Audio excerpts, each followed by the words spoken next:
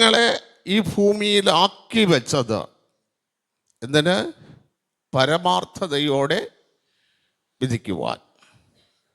Hallelujah, സ്തോത്രം. മനുഷ്യപുത്രന്മാരെ, നിങ്ങളും പരമാർത്ഥതയോടെ വിധിക്കേണ്ടവരാണ്. പക്ഷേ നിങ്ങൾ വാസ്തവമായിട്ട് നീതി പ്രസ്താവിക്കുന്നവരാണോ? രണ്ടാമത് പറയുന്നു, നിങ്ങൾ രണ്ടാമത്തെ വാക്യം എന്താ? നിങ്ങൾ ഹൃദയത്തിൽ ദുഷ്ടത പ്രവർത്തിക്കുന്നു. ഭൂമിയിൽ നിങ്ങളെ പരമാർത്ഥതയോടെ വിധിക്കുവാൻ ആക്കി വെച്ച നിങ്ങളുടെ പ്രവൃത്തിയുടെ ഫലമാണ് തൂക്കി ജനത്തിന് കൊടുക്കുന്നത്. അല്ലാതെ പരമാർത്ഥതയുടെ ഫലമല്ല, അല്ലെ നീതിയല്ല തൂക്കി കൊടുക്കുന്നത്. നിങ്ങൾ എന്ത് പ്രവർത്തിക്കുന്നുവോ അതിനെ ജനത്തിൻ്റെ പുറത്ത് അടിച്ചേൽപ്പിക്കുന്നു. ഹല്ലേലൂയ, സ്തോത്രം ചെയ്യുന്നു. കർത്താവ് ഒരിക്കൽ ശിഷ്യന്മാരെ നോക്കിക്കൊണ്ട്, ജനത്തെ നോക്കിക്കൊണ്ട് പറഞ്ഞു, നിങ്ങളെ ഞാൻ ദേവന്മാരെന്ന് പറഞ്ഞാൽ നിങ്ങൾ അതിശയിച്ചു പോകുമോ? യോഹന്നാൻ 10:35 വായിക്കുമ്പോൾ എടുക്കണം. അവിടെ അങ്ങനെ ദൈവം കർത്താവ് ചോദിക്കുകയാണ്, നിങ്ങളെ ഞാൻ ദേവന്മാർ എന്ന് പറഞ്ഞാൽ അതിനകത്ത് എന്തെങ്കിലും അതിശയമുണ്ടോ? അല്ലെങ്കിൽ അതിനകത്ത് നിങ്ങൾക്ക് എന്തെങ്കിലും തോന്നുന്നുണ്ടോ? അപ്പം ദേവന്മാരെന്ന് പറയുമ്പോൾ ശിഷ്യന്മാരെ നോക്കിയിട്ടാണ് കർത്താവ് ഇത് പറഞ്ഞത്. ശിഷ്യന്മാർക്ക് എന്ത് ദൗത്യം കൊടുത്തു? കർത്താവിനോട് കൂടെ ഇരിക്കാനുള്ള ദൗത്യം കൊടുത്തു. വചനം പ്രസംഗിക്കാനുള്ള ദൗത്യം കൊടുത്തു. ഭൂതങ്ങളെ പുറത്താക്കാനുള്ള ദൗത്യം കൊടുത്തു. ഹല്ലേലൂയ, സ്തോത്രം ചെയ്യുന്നു. അടുത്തത് ഏതോ രോഗശാന്തി വരുത്താനുള്ള ദൗത്യം കൊടുത്തു. ഇത്രയും കൊടുത്ത് ഇരിക്കുന്ന ശിഷ്യന്മാരെ ദേവന്മാരെന്ന് പറഞ്ഞാൽ നിങ്ങൾക്ക് അതിശയം ഉണ്ടോ? അപ്പൊ എന്തൊക്കെയോ ദൗത്യങ്ങൾ കൊടുക്കുന്ന വ്യക്തിയെയാണ് ദൈവം ദേവന്മാരെന്ന് എന്ത് ചെയ്തത്? പുതിയ നിയമത്തിൽ ഞാൻ പറഞ്ഞു, പുരോഹിതൻ എന്ന് പഴയ നിയമത്തിലുള്ള ദൈവം കുറച്ച് കാര്യങ്ങളൊക്കെ പറഞ്ഞു, വാസ്തവമാണ്. നിങ്ങളെ പറ്റുന്ന പുരോഹിതനെ കാണിക്കാന്നൊക്കെ പറഞ്ഞു. പക്ഷെ പുതിയ നിയമത്തിനകത്ത് കർത്താവ് അങ്ങനെ പറഞ്ഞതിന് ശേഷം, ശിഷ്യന്മാരെ തെരഞ്ഞെടുത്തതിന് ശേഷം, പുരോഹിതനെന്ന് ഒറ്റ സ്ഥലത്തെ എന്ത് ചെയ്തിട്ടുള്ളൂ? പറഞ്ഞിട്ടുള്ളൂ. അതെവിടെയെന്ന് ചോദിച്ചാൽ പ്രവൃത്തിയുടെ പുസ്തകം 14:13. അത് ആരെയാണ് പുരോഹിതന്മാരെന്ന് പറഞ്ഞാൽ, ഹല്ലേലൂയ, സ്തോത്രം ചെയ്യുന്നു, അവിടെ എഴുതിയിരിക്കുന്നത് കോവിലിലെ ആരാണ്? അതൊന്ന് വായിച്ചു നോക്ക്. പ്രവൃത്തിയുടെ പുസ്തകം 14:13.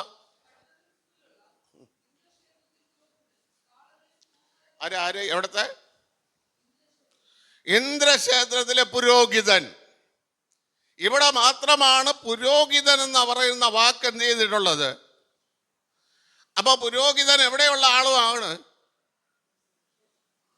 ക്ഷേത്രത്തിലുള്ള വ്യക്തിയാണ്.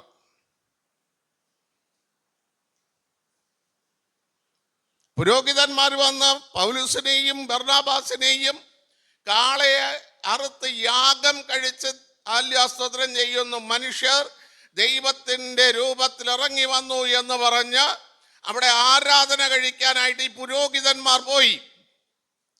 അപ്പോൾ പൗലോസും ബർണബാസും അവരെ ശാസിച്ചു, തടഞ്ഞു. ഞങ്ങൾ ദൈവങ്ങളല്ല, നിങ്ങളെപ്പോലുള്ള മനുഷ്യർ. അപ്പൊ ദേവന്മാരാരാണ്? മനസ്സിലായോ? ഇവരാണ്. ഇവർ വാസ്തവമായിട്ട്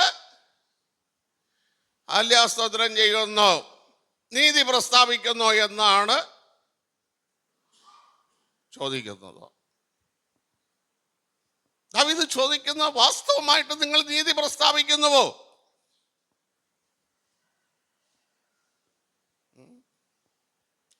മനുഷ്യപുത്രന്മാരാരാണ്? യേശു കർത്താവ് പറഞ്ഞു, ഭൂമിയിൽ പാപങ്ങളെ മോചിപ്പിക്കാൻ മനുഷ്യപുത്രന് അധികാരമുണ്ടെന്ന് അറിയേണ്ടതിന് നീ കിടക്കയും എടുത്തോണ്ട് നടക്കാം. അപ്പോൾ ഭൂമിയിൽ പാപങ്ങൾ മോചിപ്പിക്കാൻ ആർക്ക് അധികാരം ദൈവം കൊടുത്തിട്ടുണ്ടോ അവരുടെ പേരാണ് എന്ത്? മനുഷ്യപുത്രൻ. ഇവരടുത്താണ് ദാവീദ് ചോദിക്കുന്നത്, നിങ്ങൾ വാസ്തവമായിട്ട് നീതി പ്രസ്താവിക്കുന്നുവോ? ഞാൻ രണ്ട് കാരണങ്ങൾ ചൂണ്ടിയിട്ട് ഹൃദയത്തിൻ്റെ വിഷയങ്ങളൂടെ പറഞ്ഞുതരാം. പഴയ നിയമത്തില് നമുക്കറിയാം, നെബൂഖദ്നേസർ ഒരു സ്വപ്നം കണ്ടു. അത് വ്യാഖ്യാനിച്ചു കൊടുക്കാൻ താമസിച്ചപ്പോൾ എല്ലാവരെയും കൊന്നുകളയുമെന്ന് നെബൂഖദ്നേസർ എന്ത് ചെയ്തു? ഒരു ആജ്ഞ പുറപ്പെടുവിച്ചു. ശരിക്കും ഇതിനകത്ത് ദാനിയേലോ ശദ്രക് മേശക്ക് അബേദ്നെഗോയോ ഉൾപ്പെടുന്നുണ്ടോ? ഉൾപ്പെടുന്നുണ്ടോ?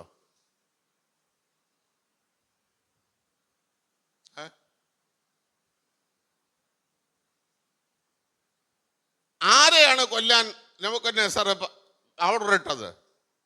വിദ്വാൻമാരെ. ദാനിയേൽ അതിനകത്ത് വിദ്വാൻ ആയിട്ടുണ്ടോ? ആ സമയത്ത് ആയിട്ടേ ഇല്ല.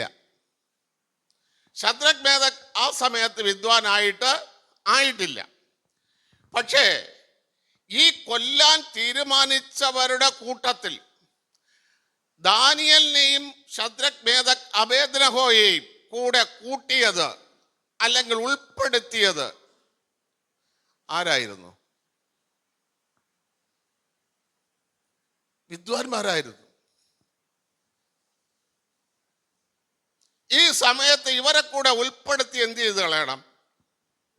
ഇവരൊരു ശല്യമാണ്, ഇവരെ കൂടെ കൊന്നു കളയാം. നിങ്ങൾ ദാനിയേൽ പ്രവചനം 2-ാം അധ്യായം 11-ഓ 12-ഓ വാക്യങ്ങൾ വായിച്ചാൽ നിങ്ങൾക്കത് കിട്ടും. തീരുമാനിച്ചു. പക്ഷെ ദാനിയേലിനെ കൊല്ലാൻ കൂടെ ഉൾപ്പെടുത്തിയെന്നറിയാതെ അവിടെയുള്ള അതൊന്ന് വായിച്ച ദാനിയേൽ 2:12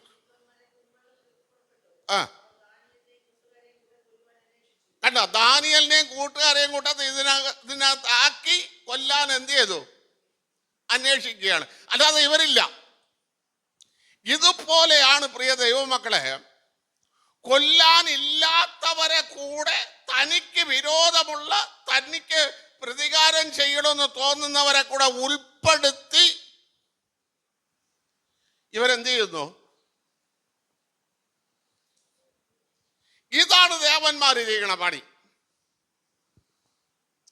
ഒരു ദേശത്തിൽ ഒരു കൂട്ടരെ നശിപ്പിക്കണമെന്ന് ചിലർക്ക് പദ്ധതിയുണ്ട്. പക്ഷെ അതിനകത്തൂടെ കേറി ഇവരെ കൂടെ എന്ത് ചെയ്യണം? തനിക്ക് വിരോധമുള്ളവരെ കൂടെ, തനിക്ക് കൊല്ലണമെന്ന് തോന്നുന്നവരെ കൂടെ കൊന്നുകളയാൻ ഇവർ പദ്ധതിയിടുന്നു. ഇതാണോ നിങ്ങളുടെ പദ്ധതി? ഇതാണ് ദാവീദ് ചോദിക്കുന്നത്. ഇതല്ലേ നിങ്ങൾ ചെയ്യുന്നത്? ഇത് ചെയ്യാൻ പാടുണ്ടോ? ഉണ്ടോ?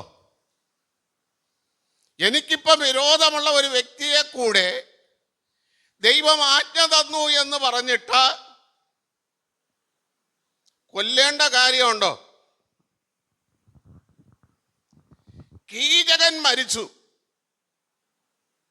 കീചകൻ മഹാഭാരതത്തിലെ ഒരു കാര്യമാണ്. ഞാൻ വെള്ളിയാഴ്ച ചോദിച്ച ഒരു ചോദ്യമുണ്ട്. മഹാഭാരതവും അല്ല രാമായണവും എങ്ങനെ വേദപുസ്തകത്തിൽ കടന്നുകൂടിയിട്ടുണ്ട് നിങ്ങളൊന്ന് ആലോചിച്ചിട്ട് വരായി. ഹല്ലേലൂയ, സ്തോത്രം. കീചകൻ മരിച്ചു. ശരിക്കും കീചകനെ കൊല്ലേണ്ട കാര്യമുണ്ടോ? പഞ്ചപാണ്ഡവർക്ക് അഭയം കൊടുത്ത സ്ഥലമാണ് കീചകന്റെ കൊട്ടാരം, ഇല്ലേ? പാഞ്ചാലിയോട് അല്പം മോശമായി സംസാരിച്ചത് പാഞ്ചാലി ഭീമനോട് പറയുമ്പോൾ ഭീമൻ പറഞ്ഞു, നാളെ അവനെ വശീകരിച്ച നീ നമ്മുടെ കോവിലകത്തുള്ള മുറിയിൽ വരാൻ പറയുന്നു. അവിടെ ആര് കിടന്നോ? ഭീമൻ പാഞ്ചാലിയുടെ ഡ്രസ്സ് ധരിച്ച് അവിടെ വെച്ച് ഭീമൻ കീചകനെ എന്ത് ചെയ്തു? വധിച്ചു. ശരിക്കും വധിക്കേണ്ട കാര്യമുണ്ടോ?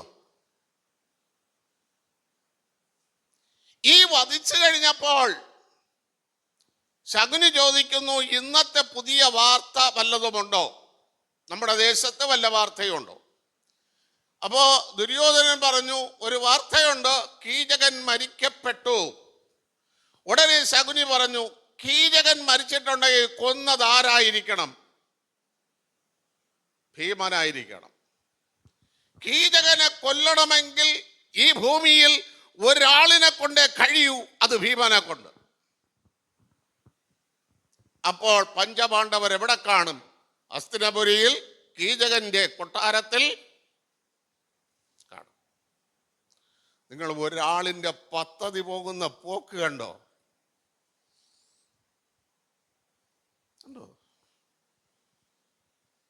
ഹല്ലേലൂയ, സ്തോത്രം.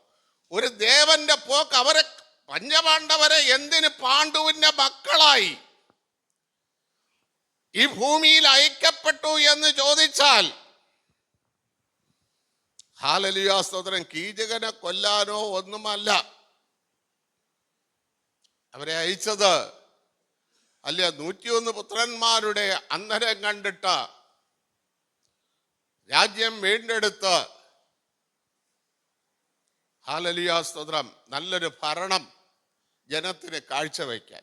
ഇതിനിടയിൽ അവർക്ക് വിരോധമുള്ളവരെ കൂടെ ചേർത്ത് കൊല്ലുക എന്നൊരു പദ്ധതി ദേവന്മാരുടെ ഇടയിൽ. ഇതുകൊണ്ടാണ് ഇവർക്ക് വാസ്തവമായി നീതി പ്രസ്താവിക്കാൻ കഴിയാതെ പോകുന്നത്. ഹല്ലേലൂയ, സ്തോത്രം. പ്രിയ ദൈവമക്കളെ, നമുക്കും ഒരു ദൗത്യം ദൈവം തന്നിട്ടുണ്ട്. ഈ ദൗത്യം വിട്ട് നമ്മൾ എപ്പോൾ വ്യതിചലിക്കുന്നുവോ അപ്പോൾ പരമാർത്ഥ ഹൃദയമില്ലാത്ത, വാസ്തവമായി നീതി പ്രവർത്തിക്കാത്ത ദേവന്മാരായി ആര് മാറുന്നു? നമ്മൾ ഓരോരുത്തരും മാറും. നമ്മൾ ഓരോരുത്തരും മാറുകയാണ്. അത് ആകരുത്. അതിനു വേണ്ടിയാ ഈ സങ്കീർത്തനം ദാവീദ് എഴുതിയത്. ഹല്ലേലൂയ, സ്തോത്രം. അടുത്ത 2-ാം വാക്യം ഒന്ന് വായിച്ചേ. സങ്കീർത്തനത്തിന്റെ 2-ാം വാക്യം. നിങ്ങൾ ഹൃദയത്തിൽ ദുഷ്ടത പ്രവർത്തിക്കുന്നു. മതി.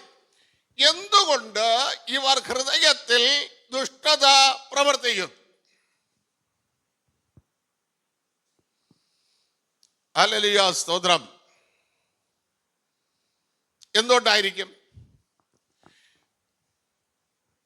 ആദാമിനെയും ഹവ്വയെയും ദൈവം സൃഷ്ടിച്ചിട്ട്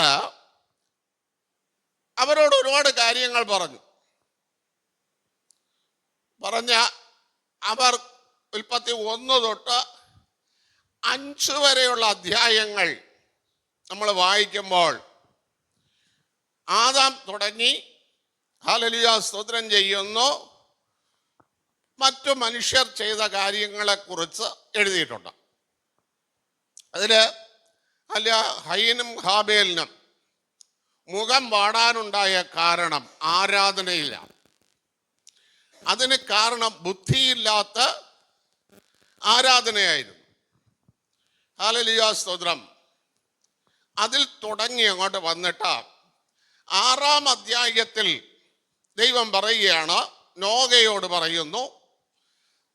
ഹല്ലേലൂയ, സ്തോത്രം. 6:5 ഉൽപ്പത്തി പുസ്തകം 6-ാം അധ്യായം അതിൻ്റെ 5-ാം വാക്യം. നോക്കണമേ, ഭൂമിയിൽ മനുഷ്യന്റെ ദുഷ്ടത വലുതായിരിക്കുന്നു. ആ വലുതിനൊക്കെയും ദൈവം ശിക്ഷ കൊടുത്തില്ലേ? ആദ്യമായിട്ട് ഭൂമിയിൽ എന്ത് വരുത്തി? ഹലോ, ഇങ്ങോട്ട് നോക്കേ. പിന്നെ വീട്ടിൽ ചെന്ന് സമയമുണ്ടല്ലോ ഇഷ്ടം പോലെ വായിക്കാൻ. ഇവരുടെ ഹല്ലേലൂയ, സ്തോത്രം, ഒന്നുകൂടെ വായിച്ച വാക്യം. ഭൂമിയിൽ മനുഷ്യന്റെ ദുഷ്ടത എവിടെയാ വലുതായത്? ആ ദുഷ്ടത വന്നപ്പോൾ ദൈവം ഭൂമിയിൽ എന്ത് ചെയ്തു?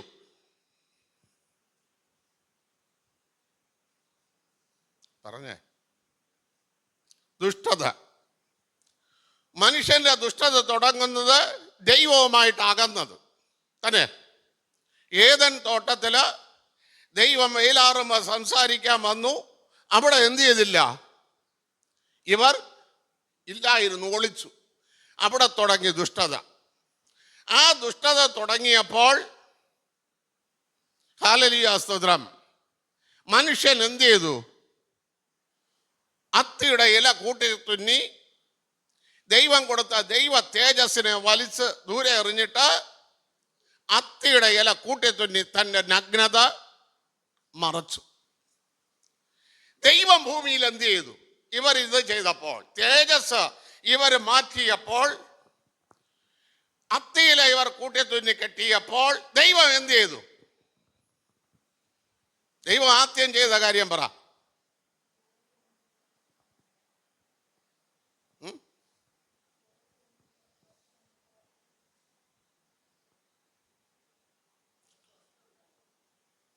വസ്ത്രം ഉണ്ടാക്കി കൊടുത്തു. ശരി, നീ ദൈവത്തിൽ നിന്ന് അകന്നപ്പോൾ ദൈവം ഭൂമിയിൽ ശത്രുത്വം വെച്ചു. അതുവരെ ഉണ്ടോ ശത്രുത്വം? പിണക്കമുണ്ടോ? സിംഹവും പുലിയും അല്ല പാമ്പും മനുഷ്യനും ഒരുമിച്ചല്ലേ ജീവിച്ചത്? ആണോ? ദൈവത്തിൽ നിന്ന് എപ്പോഴും നീ അകന്നോ അപ്പോൾ ദൈവം ഭൂമിയിൽ എന്ത് വെച്ചു? ഒരുമിച്ച് പാർത്തിരുന്നവർ തമ്മിൽ ശത്രുത്വം വെച്ചു. വീട്ടിനകത്ത് അപ്പനും അമ്മയും മക്കളും തമ്മിൽ ശത്രുത്വം വെച്ചു. ഒരിടത്താണ് താമസിക്കുന്നത്.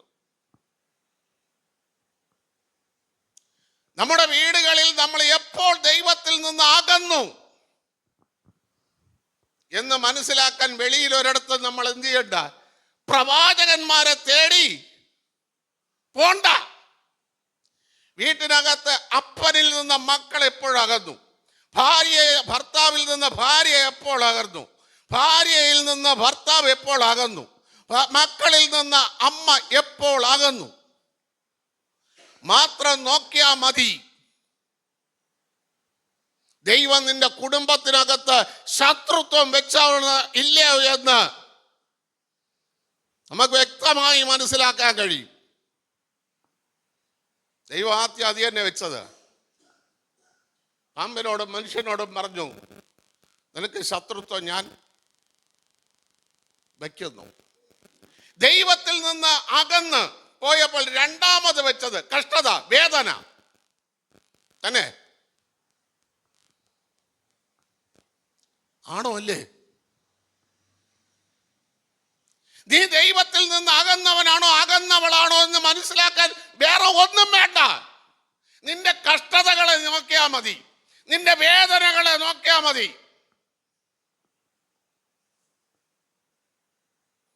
അപ്പോൾ മനസ്സിലാകും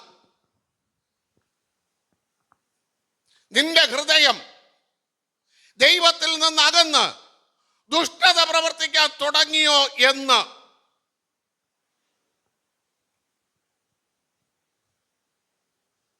ഹല്ലേലൂയ സ്തോത്രം. ഈ ദുഷ്ടത മാറ്റാൻ വേണ്ടിയല്ലേ ഒരു മൃഗത്തെ കൊന്ന് എൻ്റെ ദൈവം ആ രക്തത്തോടു കൂടിയുള്ള തോല് നമ്മളെ അണിയിച്ചത്? എന്നിട്ടും ഇന്നും ദുഷ്ടത കൊണ്ട് നടക്കുന്ന മനുഷ്യൻ, ഇന്നും ദുഷ്ടത പ്രവർത്തിക്കുന്ന മനുഷ്യൻ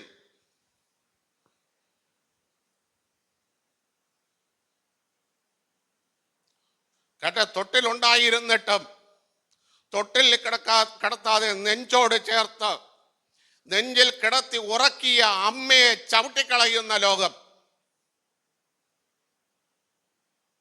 ഇല്ലേ? കൊടയുണ്ടായിരുന്നിട്ടും എൻ്റെ മകൻ നനയും, എൻ്റെ മകൻ വെയിൽ കൊള്ളുമെന്ന് പറഞ്ഞ് തൻ്റെ നെഞ്ചോട് തോളത്തെടുത്തിട്ട് ആ കുടയ്ക്കകത്ത് ഒതുക്കി മക്കളെ വെയിലും വെയിലും കൊല്ലാതെ വളർത്തിയ അപ്പനെ ചവിട്ടിക്കളയുന്ന ദുഷ്ടലോകം. എന്തുകൊണ്ടെന്ന് ചോദിച്ചാൽ ഇവർ ദൈവത്തോട് അകന്നതുകൊണ്ട്, ഇവർ ദൈവത്തെ വിട്ട് ദൂരത്തേക്ക് ഓടിയതുകൊണ്ട്.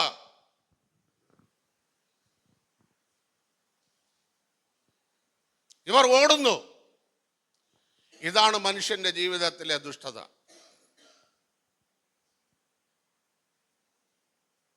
മനസ്സിലായോ? ഇത് പെരുകി, ഇതിനെയാണ് തൂക്കി കൊടുക്കുന്നത്. ഇതാണ് മനുഷ്യന്റെ ലോകത്തേക്ക് ദേവന്മാർ തൂക്കി കൊടുക്കുകയാണ് അവരുടെ പ്രവൃത്തികളെ. പ്രിയ ദൈവമക്കളെ, ഇതൊക്കെ നമ്മുടെ കുടുംബത്തിനകത്ത്, നമ്മുടെ മക്കളുടെ ജീവിതത്തിൽ, നമ്മുടെ സഹോദരങ്ങളുടെ ജീവിതത്തിൽ ഇതൊക്കെ വെളിപ്പെട്ട് വരുമ്പോൾ നമ്മൾ മനസ്സിലാക്കിക്കൊള്ളണം, ഇത് ആരുടെ പ്രവൃത്തി? ഇവർ തൂക്കി വാങ്ങിച്ചതാ. പിശാചിന്റെ, ദുഷ്ടഹൃദയമുള്ളവന്റെ പ്രവൃത്തിയെ ഇവർ തൂക്കി വാങ്ങിച്ചു കഴിഞ്ഞു.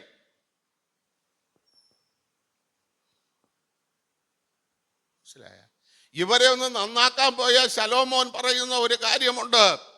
ദൈവം വളച്ചു, ഇനി മനുഷ്യർക്ക് ഇതിനെ ഒന്നും എന്ത് ചെയ്യാക്കൂല, നോക്കാൻ കഴിയില്ല. ദൈവമാ വളച്ചത്. ദൈവം വളച്ചതിനെ നമുക്ക് നോക്കാൻ കഴിയുമോ?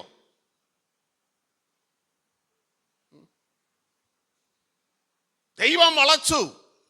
എണ്ണിക്കൂടാതെ ഉള്ള എണ്ണത്തിലുള്ളതിനെയൊക്കെ ദൈവം എന്ത് ചെയ്തു? വളച്ചു. അതിന് കാര്യം കൂടെ വേദപുസ്തകം വ്യക്തമായി പഠിപ്പിക്കുന്നു. ദൈവമക്കളുടെ ഹൃദയത്തിൽ രണ്ട് കാര്യങ്ങൾ ഉണ്ടാകണം. ഒന്ന് സംഗ്രഹിച്ചു വയ്ക്കണം, രണ്ട് നിക്ഷേപം ഉണ്ടാകണം. എന്തൊക്കെ നിക്ഷേപം ഉണ്ടാക്കേണ്ടത്, എന്തൊക്കെ സംഗ്രഹിച്ചു വെക്കേണ്ടത്, അതുകൂടെ നിങ്ങൾക്ക് ഞാൻ ഓർമ്മപ്പെടുത്തി തരാം. ഹല്ലേലൂയ, സ്തോത്രം. ആവർത്തന പുസ്തകം 11-ാം അധ്യായം അതിന്റെ 18-ാം വാക്യം വായിച്ചു.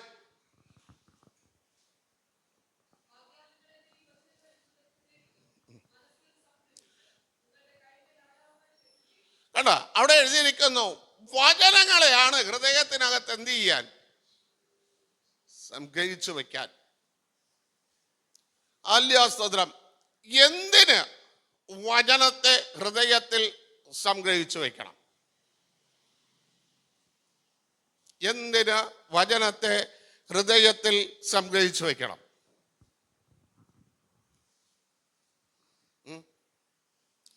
അതിന് സങ്കീർത്തനക്കാരൻ നമുക്ക് തരുന്ന ഒരു മറുപടി ഉണ്ട്.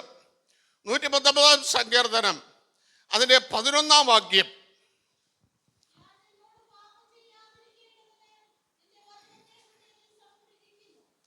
അപ്പൊ എന്തിനാണ് വചനം ഹൃദയത്തിൽ സംഗ്രഹിക്കേണ്ടത്? ഞാൻ നിന്നോട്, ആരോട്? ദൈവത്തോട്. ദൈവത്തോട് പാപം ചെയ്യാതിരിക്കാൻ. അപ്പൊ ദൈവത്തോട് പാപം ചെയ്യാതിരിക്കാൻ ഒരു മനുഷ്യന് എങ്ങനെ കഴിയുള്ളൂ? ഹൃദയത്തിൽ വചനം.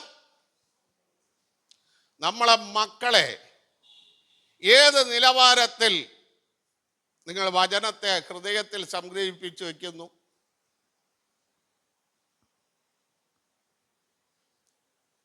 ഞാൻ നേരത്തെ പറഞ്ഞു, കട്ടിൽ കിടന്നെങ്കിലും മക്കളെ നെഞ്ചോട് ചേർത്ത് വളർത്തുന്ന അമ്മയ്ക്ക് കിട്ടുന്ന ചവിട്ടിന് കാരണം നീ ശരീരത്തിലുള്ള സുഖവും രക്ഷയും അവന് ചെയ്തു, പക്ഷെ ഹൃദയത്തിനകത്ത് എന്ത് ചെയ്തില്ല? വചനം സംഗ്രഹിച്ചു വെച്ചില്ല. അത് ഞാൻ എപ്പോഴും പറയുന്നു, ഇപ്പോഴും പറയുന്നു, ഒരു 7 വയസ്സൊക്കെ കഴിഞ്ഞു കഴിഞ്ഞാൽ പിന്നെ അവനെ നമുക്ക് വളയ്ക്കാനും പറ്റൂല, ഒടിക്കാനും പറ്റൂല. 7 വയസ്സിനകത്ത് നീ കൊടുക്കേണ്ട വചനം കൊടുത്ത്, അടി കൊടുക്കേണ്ട സ്ഥലത്ത് അടി കൊടുത്ത്, വചനത്തെ ഹൃദയത്തിനകത്ത് നീ കയറ്റി വെച്ചാൽ ആ കുഞ്ഞിൻ്റെ നടക്ക ക്ലിയർ ആയിരിക്കും. അല്ലാത്ത ഏത് മക്കളും ഒരിക്കലും അപ്പനും അമ്മയ്ക്കും ഉപകാരമായി വരില്ല. വരാൻ ഇത്തിരി പാടാ. മനസ്സിലായോ? കാരണം അവരുടെ ഹൃദയത്തിനകത്ത് എന്തേ ഉള്ളൂ? ദുഷ്ടത. ആര് തൂക്കിക്കൊടുത്തത്? ദേവന്മാർ തൂക്കിക്കൊടുത്തത്. പരമാർത്ഥത മാറ്റി, നീതി അവരുടെ ഹൃദയത്തിൽ നിന്ന് മാറ്റി, ദുഷ്ടത കയറ്റി വെച്ചു കൊടുത്തു. ഹല്ലേലൂയ, സ്തോത്രം. അതും കൊണ്ട് അവരിപ്പോൾ യാത്ര. നിങ്ങൾക്കറിയാമോ, പുതിയ നിയമത്തിൽ സംഗ്രഹിച്ചത് ആരാണ്? മറിയ. എന്ത് സംഗ്രഹിച്ചു വെച്ചു? മറിയ ആദ്യം എന്ത് സംഗ്രഹിച്ചു വെച്ചു?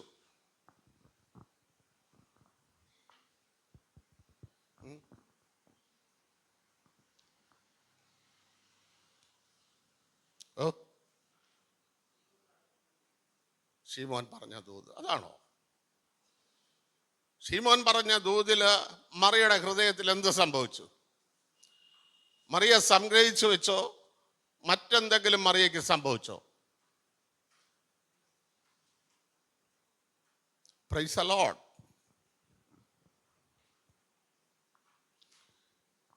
മറിയ ആദ്യം ഹൃദയത്തിൽ സംഗ്രഹിച്ചു വെച്ചത് ഇടയന്മാർ പറഞ്ഞ വാക്ക്.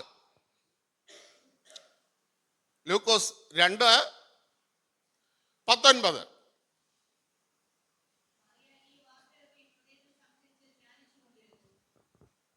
ആര് പറഞ്ഞു? അതിന്റെ മുകളിലത്തെ വാക്ക്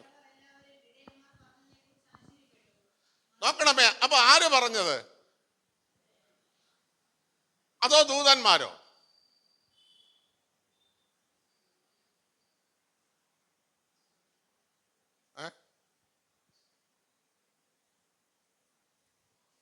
ഏത് ഇടയന്മാർ പറഞ്ഞപ്പോൾ? എങ്ങനെയുള്ള ഇടയന്മാർ പറഞ്ഞപ്പോൾ മറിയ ഹൃദയത്തിൽ സംഗ്രഹിച്ചു വെച്ചു? ഓ, ഇത് പറഞ്ഞിട്ട് പോ. കർത്താവിനെ കാണാൻ വന്ന. ഇനി അടുത്ത. ഞാനൊന്നും കയ്യിലൊന്നും ഇട്ട് പറയുന്നില്ല. ഞാൻ കറക്റ്റായിട്ട് ആ വചനത്തിൽ നിന്ന് മാത്രമാണ് നിങ്ങളോട് എന്ത് ചെയ്യുന്നത്. എങ്ങനെയുള്ള ഇടയന്മാർ?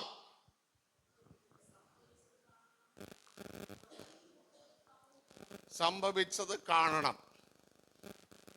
ഡോണിനെന്തിന് പറയാനുണ്ടേ?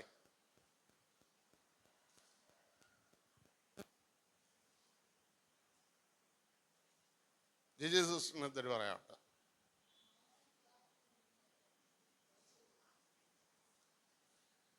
ആ ഇടയന്മാർ എന്ത് ചെയ്തോണ്ടിരുന്നു? എപ്പോൾ? രാത്രി തങ്ങളുടെ നന്മകളെ മാത്രം സൂക്ഷിച്ച് മറ്റാരും എടുത്തോണ്ട് പോകാതെ കാത്തുകൊണ്ടിരുന്ന ഇടയന്മാർ യേശു കർത്താവിനെ കേട്ടപ്പോൾ, അവന്റെ വാക്ക് കേട്ടപ്പോൾ, സർവ സന്തോഷമുള്ളത് എന്ന് കേട്ടപ്പോൾ തങ്ങൾ അതുവരെ സൂക്ഷിച്ച നന്മകൾ വിട്ട് ഇറങ്ങിയോ? ഇതാ ഇടയന്മാർ. അല്ലാതെ അമ്മയും അപ്പനും സഹോദരങ്ങളും കൂടെ ഇരിക്കട്ടെ, അവരുള്ളിടത്ത് ഞങ്ങൾ കൂടെ അവരോട് ചേർന്ന് നിന്ന് ശുശ്രൂഷ ചെയ്തോളാം എന്ന് പറയുന്ന ഇടയന്മാരല്ല ഇടയൻ. അവരെ വിട്ട് തന്നെ, അതിനെ വിട്ട് തങ്ങൾ കേട്ടതിനെ അറിയിക്കുവാൻ പുറപ്പെട്ടവർ ഇടയൻ. ഇങ്ങനെയുള്ള ഇടയൻ പറഞ്ഞ വാക്ക് ഹൃദയത്തിൽ എന്ത് ചെയ്യണം? സംഗ്രഹിച്ചു വെക്കണം. അല്ല, ഇടയന്മാര് പറഞ്ഞെന്ന് പറഞ്ഞപ്പോ നമ്മളെല്ലാം അവിടെ മാത്രമാണ് എന്ത് ചെയ്യുന്നത്. ഇന്നത്തെ പലരും ഇടയന്മാരാണോ? ഈ വചനപ്രകാരം ഇന്നത്തെ പലരും ഇടയന്മാരാണോ?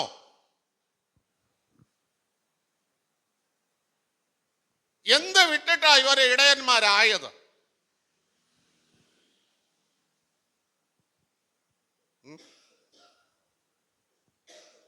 Price the Lord. ഇനി രണ്ടാമത്തെ സബ്ജക്റ്റാ. മറിയയുടെ അടുക്കൽ മറിയയുടെ കുഞ്ഞിനെ ആര് വാങ്ങിച്ചു? ശിമയോൻ വാങ്ങിച്ചു. വാങ്ങിച്ചിട്ട് ശിമയോൻ 2 ദൂതുകൾ പറഞ്ഞു. എന്താ പറഞ്ഞത്?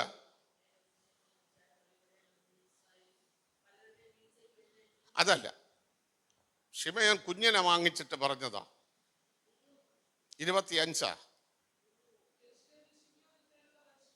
ആ ആ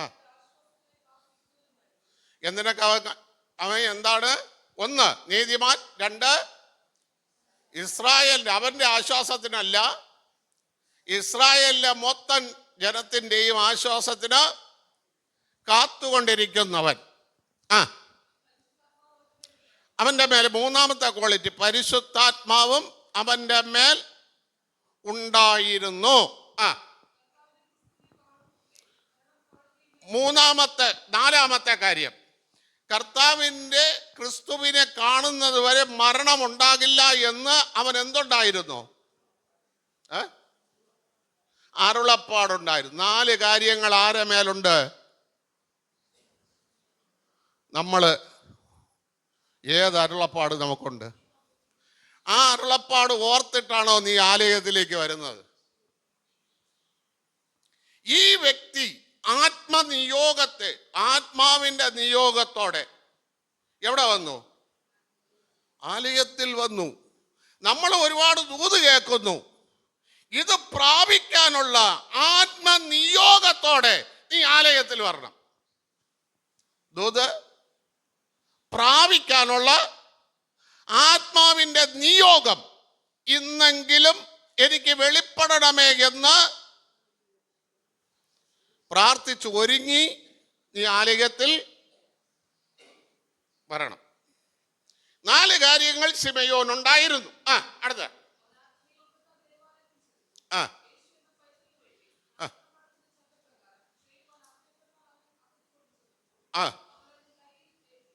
നോക്കണമേ, അവൻ ആ കുഞ്ഞിനെ കയ്യിൽ എന്തി. ഞാൻ ചോദിക്കട്ടെ, ഈ കുഞ്ഞിനെ പ്രസവിച്ചിട്ട് വലിയ ദിവസമായില്ല. ഈ കുഞ്ഞിനെ കൊണ്ടുവന്നപ്പോൾ അല്യാസദ്രം ഒരു പരിചയവുമില്ലാത്ത വ്യക്തി വന്ന് കയ്യിലെടുക്കുകയാണ്. നിങ്ങളെന്ത് ചെയ്യും?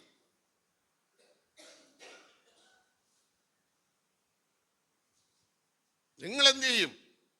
ആ ടർക്കി അങ്ങോട്ട് പിടിച്ചോട്, പിള്ളേരെ ദേഹം നോക്കാതെ. ഇതല്ലേ? ആണോ? നമ്മൾ മൃഗങ്ങളെ പോലെയാകും. ചോദിക്കേണ്ടവൻ ചോദിച്ചാൽ കുഞ്ഞിനെ കൊടുക്കണം. കാര്യം ആത്മനിയോഗമുള്ളവനാണ് കുഞ്ഞിനെ ചോദിച്ചത്. വാഗ്ദത്തമുള്ളവനാണ് കുഞ്ഞിനെ ചോദിച്ചത്. മറ്റാർക്കും പറയാത്ത ഒരു കാര്യം അവന് പറയാനുണ്ട്. വീട്ടിൽ നിന്ന് ഇറങ്ങി ആലയത്തിൽ എത്തുന്നത് പലരും കുഞ്ഞിനെ കണ്ടില്ലേ? പക്ഷെ അവരാരും പറയാത്തൊരു ദൂത് ഈ കുഞ്ഞിനെ നോക്കിക്കൊണ്ട് ആത്മനിയോഗമുള്ളവന് പറയാനുണ്ട്. ദൈവത്തിന്റെ വാഗ്ദത്തം ലഭിച്ചവന് പറയാനുണ്ട്. അവൻ ചോദിച്ചപ്പോൾ മറിയ ഒന്നും പറഞ്ഞില്ല. കുഞ്ഞിനെ എന്ത് ചെയ്തു? നീ എങ്ങനെ പിടി, കുഞ്ഞ് അങ്ങ് കൊടുത്തു. ഇന്നത്തെ അമ്മമാര് അപ്പന്മാര് കുഞ്ഞിനെ കൊടുത്തിട്ട് അയ്യോ ഒന്ന് മൂണിയാ മതി, പിള്ള കരയാണ്, മാച്ചോടി പാസ്റ്റർ ഇഞ്ഞ് തരണം. ഇതല്ലേ?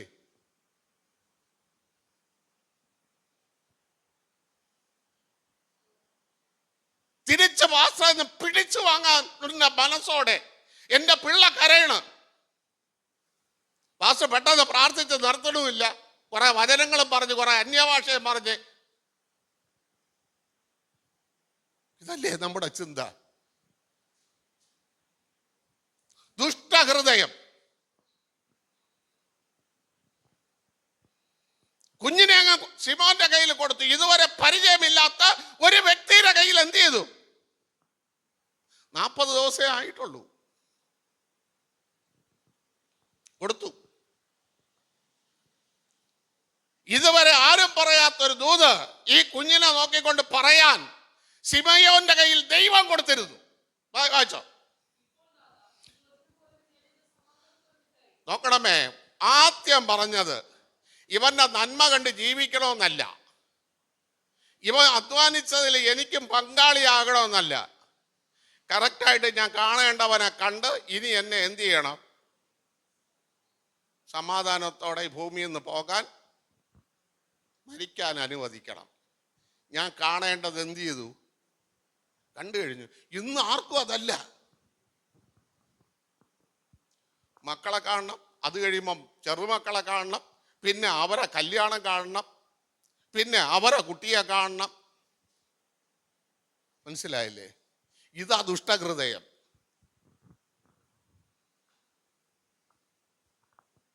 ദൈവം പറഞ്ഞ സമയമായെങ്കിൽ നീ പൊയ്ക്കോളണം ഇവിടത്ത്, മറ്റുള്ളവർക്ക് ബുദ്ധിമുട്ടുണ്ടാക്കാതെ. ശിമയോൻ പറഞ്ഞത്, നാഥാ ഞാൻ കാണേണ്ടത് കണ്ടു, ഇനി എന്ത് ചെയ്യണം? എന്നെ അയക്കണം. അടുത്ത 2, എൻ്റെ കയ്യിലിരിക്കുന്നത് പ്രകാശമാണ്. ഈ പ്രകാശത്തിൻ്റെ പ്രകാശം എനിക്ക് അനുഭവിക്കണമെന്ന് ഇല്ല. പക്ഷെ ഈ പ്രകാശം അനുഭവിക്കാനാണ് ഈ പ്രകാശത്തെ ഭൂമിയിലേക്ക് കൊണ്ടുവന്നത്? ജാതികൾക്ക്. അവരിത് അനുഭവിക്കണം.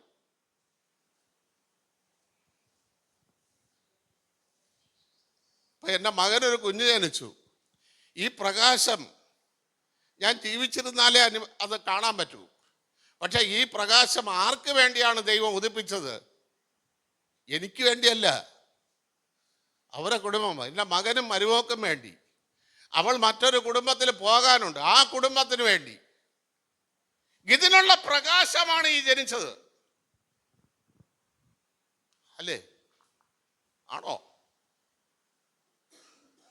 അത് ഞാൻ കണ്ടു കഴിഞ്ഞു. ഇനി ആ പ്രകാശത്തിന്റെ വെളിച്ചത്തിൽ എനിക്ക് ജീവിക്കണമെന്നല്ല ഞാൻ ആഗ്രഹിക്കേണ്ടത്. എന്ത് പ്രകാശമായിട്ടാണോ അത് ജനിച്ചത്, ആ പ്രകാശം എന്ത് ചെയ്യണം? ലോകത്തിൽ പ്രകാശിക്കണം. ഇത് ആഗ്രഹിക്കുന്ന മനുഷ്യനാണ് മനുഷ്യൻ. അല്ലാതെ പലതും ആഗ്രഹിക്കുന്നില്ലേ? അവന്റെ ഹൃദയത്തിനകത്ത് എന്തുണ്ട്? ദുഷ്ടത. ഇനിയെങ്കിലും അങ്ങനത്തെ ചിന്തകൾ എന്ത് ചെയ്ത് കളയണം? മാറ്റി ജീവിക്കണം.